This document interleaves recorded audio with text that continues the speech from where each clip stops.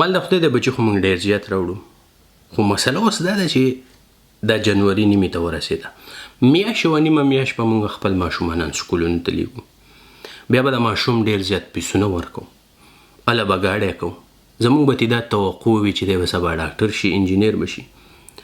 نو خوښ مو نه ده چې یاره کینو او دا خبره وکړو چې کوم ماشوم کم سکول ته لیږل غواړي او کوم سکول د ماشوم دپاره بیسټ دی نو د ټول نه اول که تاسو یو ماشوم کور ته راغی او جړل چې زه یې نن وهلی وم چې ستا غاښونه ښه دي ستا نوکونه غټ دي او ستا بوټان صفا نه دي ماشوم یې وکاږئ که ستاسو ماشوم کور ته راغی او چیغې کړې چې APPLE ایپل سنتره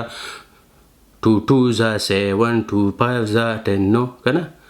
یا وی چې کا تا ته کچړي پی تا ته پانی بلبل قبچه دا اوور اکټینګ دی څنګه چې زه کوم او دا سکولونه والا تاسو په دې څیزونو دوکه کوي نو داسې سکول ته واړه مه لیږئ که ستاسو ماشوم راغی او تاسو ته یې دا ووایي چې یاره زما غاښونه څښو ما له استاذ برش راکړو ټوپیس راکړو ما ته یې وایي چې غاښونه به داسې صفا کړې زما بوټان څښو ما له برش راکړو وایي چې بوټان خلک داسې صفا کوي او کېنوله ما ته یې د بوټانو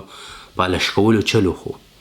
ما ته یې د جامو د ایسري کولو چلو خو یو جینۍ راغله هغوی وی جینۍ نه هلکان هم خیر چې مونږ مس نن مونږ ته د وړو د اغېږلو چلو خو پخلی به څنګه کوئ او بیا چې دا نور لویږي دریم ته رسي څلورم ته ورسي او که دا وي چې یاره مونږ یې نن بولو چې وټ از فایر بریګیډ دا اور چې مړ کوي دا غټ ګاډی چې غوړله غوړله یې رخ کړي دا څه شی وي د دې کار څه وي او دلته چې اور ولګي مونږ ورته څنګه ټلیفون کولی شو څنګه به یې راغواړو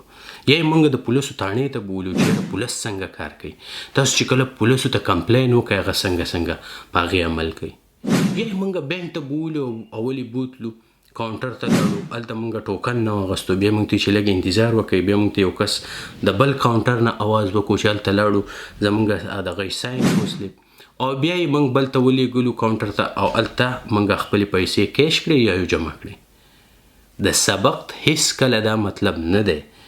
چې ته دې ډاکټر رخشي خو تا ته دې پته نه وي ما ته د یو سکول دا ووایي چې یاره مونږ خپل ماشومانانو له دا ویزیټونه کوو دا زموږ سره ریکارډ پروت دی او په دې تاریخ مونږ دا ماشومانان دلته به ولیدي ستا ماشوم ډاکټر شي هغه ته اسپتال نه وي معلوم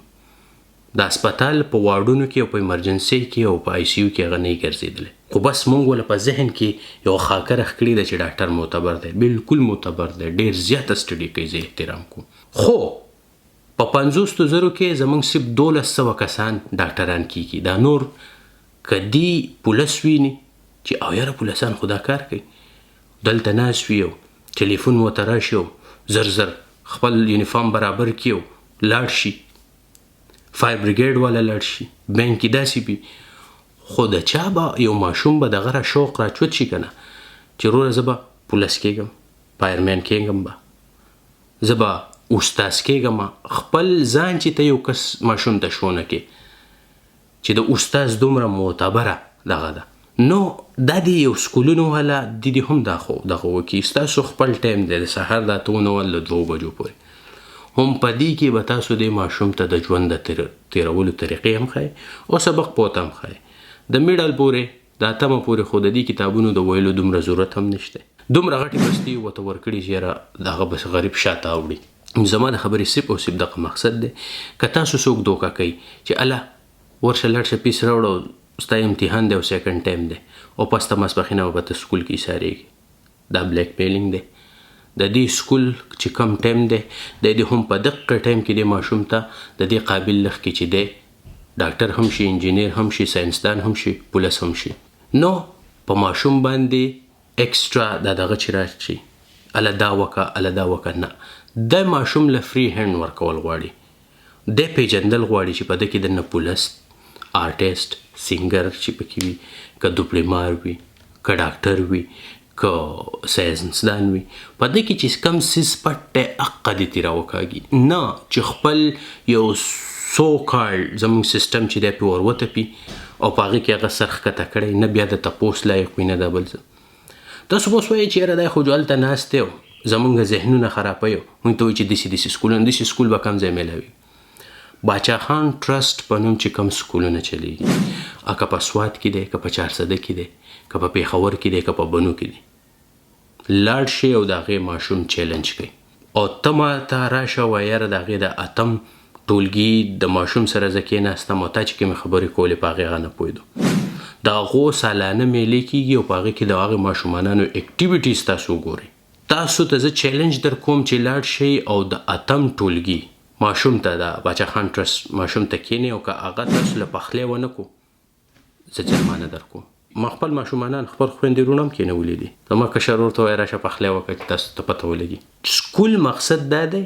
چې په ټوقه ټقال هغه ته ژوند وښیې د ژوند د تېرولو طریقې ورته وښیې زموږ خلک ډاکټران شي انجینران شي ډېر غټ دغه یې کړي وي خو د ژوند د تېرولو په طریقې نه پوهېږي نو صرف بچي راوړل نه دي صرف غوړت کول نه دي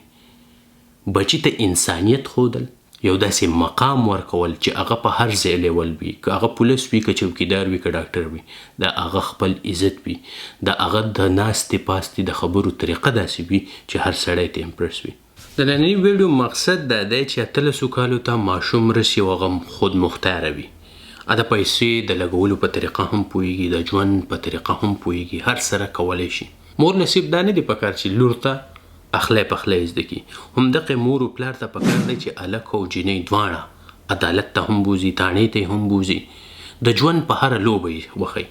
هغه داسې رو ټرین کول لکه په رسټورنټ کې جینۍ ته خپلې لور ته پیسې ورکول چې ورشه دا بیل ته ورکړه دا ورسره ټیپ ورکړه هلک ته دومره اختیار ورکړل چې نه یې ته کښېني ته خپل یخته په خپله ورته ووایه څنګه یې دله واړه کړي ته پکې ټوک نه کوې چې نه داسې نه منډه یې کوله دا